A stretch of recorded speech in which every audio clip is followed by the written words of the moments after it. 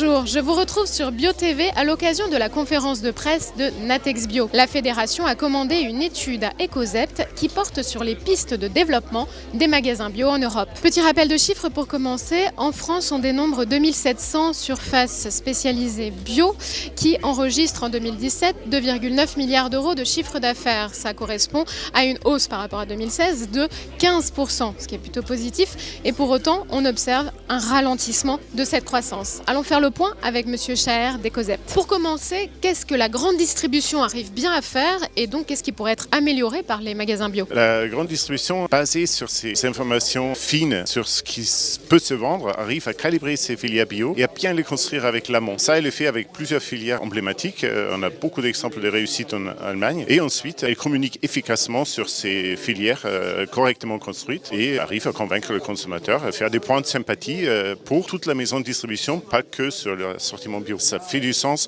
dans toute la communication. Et donc concrètement, pour les magasins spécialisés bio, qu'est-ce que vous conseilleriez, qu'est-ce qu'ils pourraient faire pour améliorer et reprendre de la croissance? Si on parle justement de ce sujet de communication, on a en bio, historiquement, depuis toujours, des très belles histoires à raconter. Si on parle du storytelling dans le marketing, dans le bio, c'est tout naturel, sauf il faut le faire. Ça demande du budget, ça demande peut-être aussi un effort collectif parce que les individuels n'auront pas les reins financiers suffisamment solides pour des grandes campagnes de communication. Le ralentissement actuel est exogène par ce qui se passe en grande distribution. Il y a un mouvement de pendule des consommateurs qui découvrent il y a de plus en plus de produits bio en grande distribution.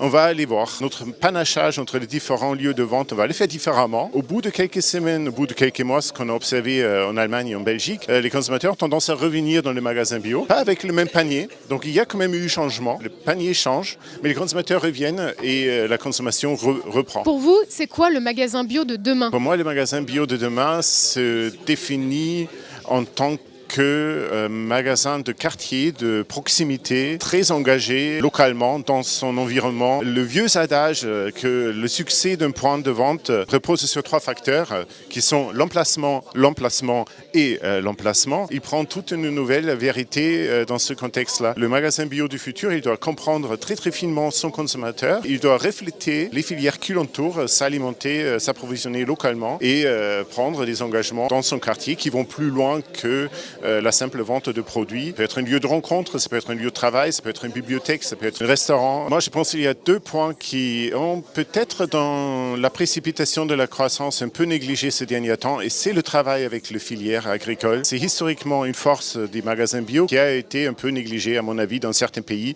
et peut-être dans certaines chaînes ou dans certains magasins. Mais ça, c'est absolument crucial. Le lien direct avec les agriculteurs, la connaissance fine de ce qui se passe dans l'amont agricole et dans le monde de la transformation, ça, c'est important. Le deuxième point, c'est les questions sociales.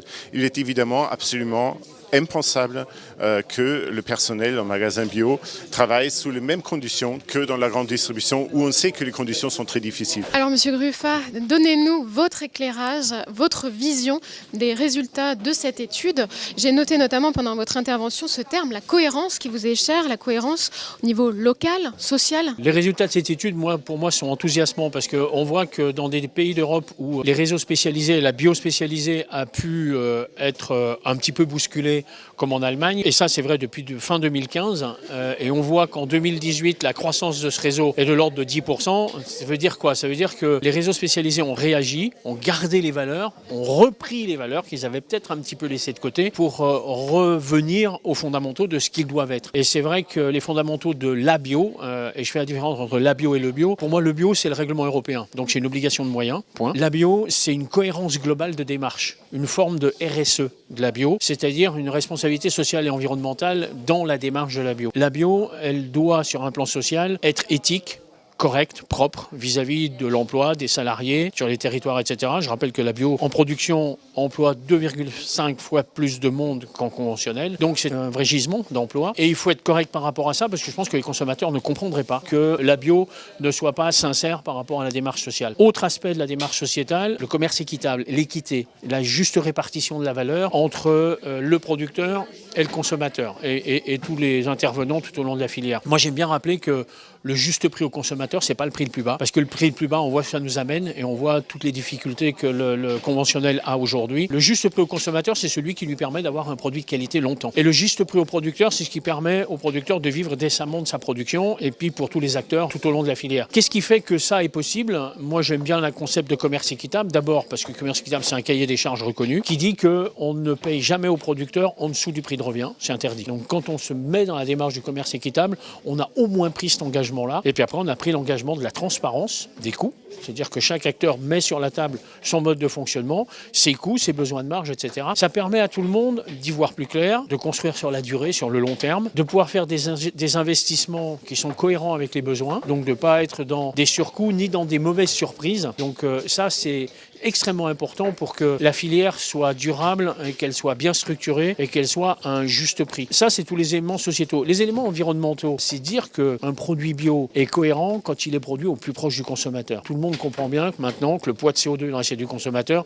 c'est quelque chose qui est important. Si on peut faire du local, on fait. Je trouve qu'aujourd'hui, il n'y en a pas assez. J'ai fait un calcul en France sur les besoins de produits locaux bio de proximité. Si on veut pouvoir y répondre à la hauteur du marché aujourd'hui, il faut que le ministère de l'Agriculture enclenche un plan d'installation de paysans bio de proximité. Et sur les 6 ans qui viennent, il en faut au moins 60 000. 60 000, ça veut dire qu'il faut doubler les installations agricoles en France. Si vous souhaitez avoir plus d'informations et des détails sur l'étude, rendez-vous sur le site de Natex Bio. Merci d'avoir été au rendez-vous. À bientôt sur BioTV.